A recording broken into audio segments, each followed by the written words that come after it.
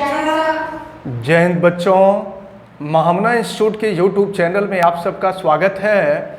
और आप आज फिज़िक्स क्लास 12 हिंदी माध्यम के पहले चैप्टर के अंतर्गत हम लोग एक समान आवेशित पतले गोलीय कोश के कारण वैद्युत क्षेत्र की तीव्रता का व्यंजक देखेंगे।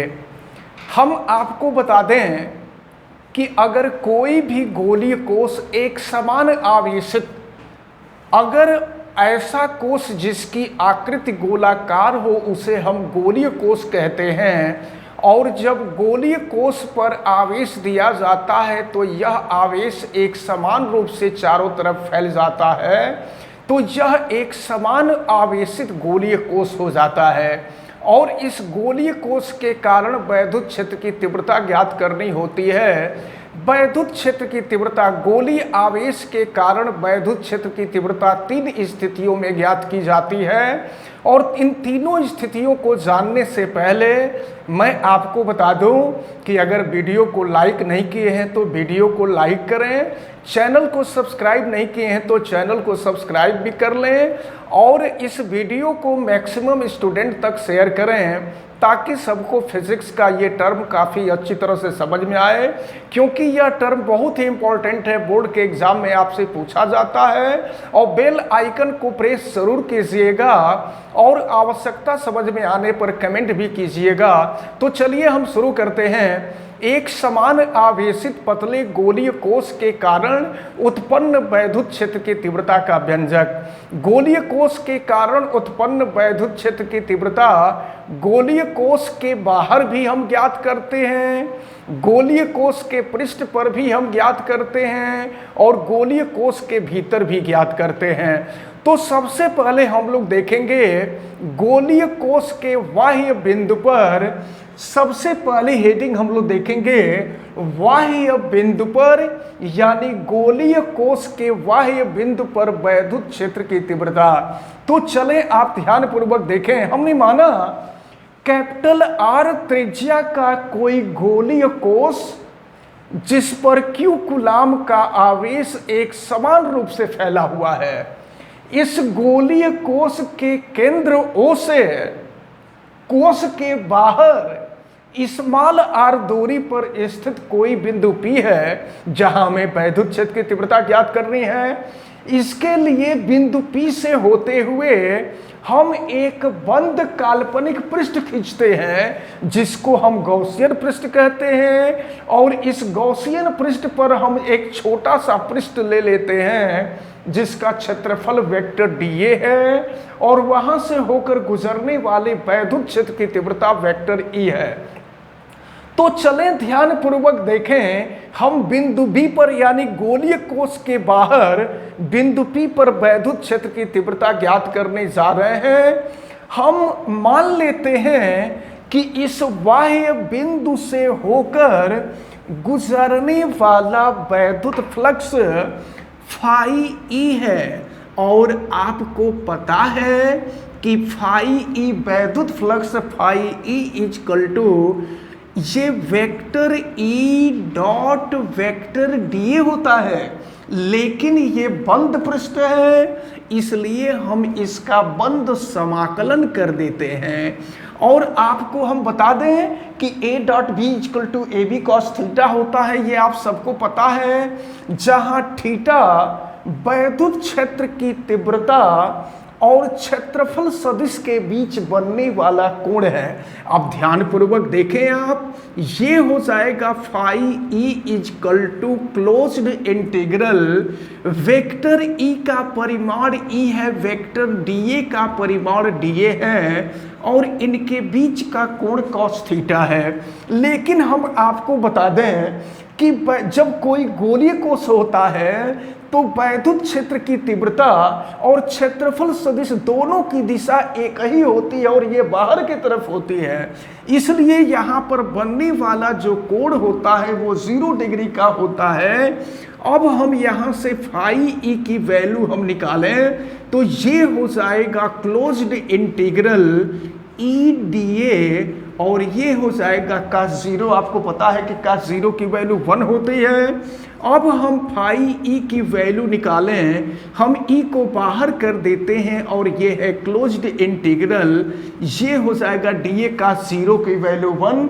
लेकिन यह गोलीय पृष्ठ है और गोलीय पृष्ठ का अगर हम क्षेत्रफल यानी क्लोज्ड इंटीग्रल डीए का मतलब गोलीय पृष्ठ का क्षेत्रफल, और अगर हम गोलीय पृष्ठ का क्षेत्रफल निकालें तो गोलीय पृष्ठ का क्षेत्रफल 4 पाई आर स्क्वायर हो जाएगा, क्योंकि गोले के केंद्र से स्मॉल आर दूरी पर ही बाहर कोई बिंदु पी था।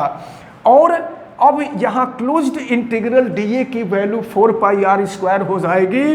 फिर ये फाई ई इजकल टू ई और क्लोज्ड इंटीग्रल डीए की वैल्यू रख देते हैं 4 पाई आर स्क्वायर। ये है इक्वेशन नंबर 1। लेकिन आपको गॉस के प्रमेय से पता है कि phi E equal to Q upon epsilon naught होता है। ये हो गया इक्वेशन नंबर 2। अब हम इक्वेशन 1 और इक्वेशन 2 का कंपैरिजन करें तो दोनों का देख रहे हैं, दोनों का लेफ्ट साइड सेम है तो दोनों का राइट साइड भी सेम हो जाएगा। और फिर राइट साइड हम देखेंगे e into 4 pi R square equal to Q upon epsilon 0 हो जाएगा। और अगर यहाँ से हम e की वैल्यू निकालें 4 pi R square opposite side में जाएगा, ये हो जाएगा Q upon 4 pi R square epsilon naught. फिर इसको हम यहाँ लिखते हैं E इजकल टू, सही तरीके से लिखते हैं E इजकल टू, इसको लिख सकते हैं 1 अपॉन 4 पाई और ये एप्सिलॉन नॉट कर लेते हैं और फिर Q अपॉन आर स्क्वायर हम एक साथ ले लेते हैं। तो ये रहा गोलीय कोश के बाहर किसी बिंदु पर उत्पन्न वैद्युत क्षेत्र की तीव्रता का व्यंजक। आपने देखा होगा पिछले वीडियो में कि बिंदु आवेश के कारण उत्पन्न वैद्युत क्षेत्र की तीव्रता का मान भी इतना ही होता है। तो हम कह सकते हैं कि बिंदु आवेश के कारण उत्पन्न वैद्युत क्षेत्र की तीव्रता जितनी होती है, गोलीय कोश के बाहर किसी बिंदु पर अगर हम वैद्युत क्षेत्र की तीव्रता निकालेंगे तो उसकी भी वैल्यू इतनी ही होगी। अब हम चाहें तो इसकी वैल्यू रख सकते हैं। आपको पता है कि 1 अपॉन 4 पाई एप्सिलॉन नॉट की value 9 into 10 to the power 9 newton meter square पर कूलम स्क्वायर होता है। हम 1 अपॉन 4 पाई एप्सिलॉन नॉट की वैल्यू यहाँ रख देते हैं तो E इजकल टू मिल जाएगा आपको 9 into 10 to the power 9 Q upon R square. अब आप देख रहे हैं इस फार्मूले की सहायता से अगर आपको Q की वैल्यू मालूम हो, R की वैल्यू मालूम हो, तो गोलीय कोश के बाहर किसी बिंदु पर वैद्युत क्षेत्र की तीव्रता की गणना हम कर सकते हैं। और वैद्युत क्षेत्र की तीव्रता का मात्रक आपको पता है कि न्यूटन पर कूलम, और या आप चाहें तो वोल्ट पर मीटर लिख सकते हैं, न्यूटन पर कूलम या वोल्ट प्रति मीटर। तो ये पहली स्थिति रही, ये पहली स्थिति काफी महत्वपूर्ण थी। अब दूसरी स्थिति आती है, गोलीय कोश के कारण वैद्युत क्षेत्र की तीव्रता 3 स्थितियों में ज्ञात की जाती है। पहली स्थिति होती है गोलीय कोश से बाहर। तो गोलीय कोश के बाहर किसी बिंदु पर वैद्युत क्षेत्र की तीव्रता हमने ज्ञात कर लिया। अब हम गोलीय कोश के पृष्ठ पर निकालेंगे। तो जब गोलीय कोश के पृष्ठ पर सेकंड केस जो होता है, सेकंड केस में गोलीय कोश के पृष्ठ पर होता है, और जब गोलीय कोश के पृष्ठ पर वैद्युत क्षेत्र की तीव्रता निकालनी होती है तो उस स्थिति में स्मॉल आर, याद रखिए, जब गोलीय कोश के पृष्ठ पर वैद्युत क्षेत्र की तीव्रता निकालनी होगी तो यह जो बिंदु P है, जो गोले के केंद्र से स्मॉल आर दूरी पर स्थित है, अब यह बिंदु P गोलीय कोश के पृष्ठ पर आ जाएगा। और जब यह बिंदु गोलीय कोश के पृष्ठ पर आ जाएगा तो इस स्थिति में स्मॉल आर की वैल्यू कैपिटल आर हो जाएगी, और जो फार्मूला मिल जाएगा अब E इजकल टू हो जाएगा 1 upon 4 pi epsilon naught Q upon small R के जगह पर हम कैपिटल आर कर देंगे। और फिर हमको आवश्यकता समझ में आएगी तो 1/4πε0 की वैल्यू रख देंगे तो फिर ये हमें गोलीय कोश के पृष्ठ पर वैद्युत क्षेत्र की तीव्रता निकल जाएगी। और इसके बाद तीसरी स्थिति आती है गोलीय कोश के भीतर वैद्युत क्षेत्र की तीव्रता निकालना। तो एक बात हम आपको बता दें कि समीकरण नंबर फर्स्ट में अभी आपने देखा है कि phi E equal to E into 4πr² है। ये इक्वेशन नंबर 1 में आपने देखा था। अब इसके बाद हम आगे देखें तो अगर हम गॉस के प्रमेय का प्रयोग करें, हम आपको बताने जा रहे हैं गोलीय कोश के भीतर वैद्युत क्षेत्र की तीव्रता कितनी होती है। तो गोलीय कोश के भीतर अगर हम गॉस के प्रमेय का यूज करें तो phi E equal to Q/ε0 होता है या ε0 होता है, लेकिन गोलीय कोश के भीतर आवेश शून्य होता है। और अगर गोलीय कोश के भीतर आवेश शून्य हो जाए तो phi E equal to Q के जगह पर 0 और ये ε0 हो जाएगा। और फिर देखें क्या मिलेगा आपको।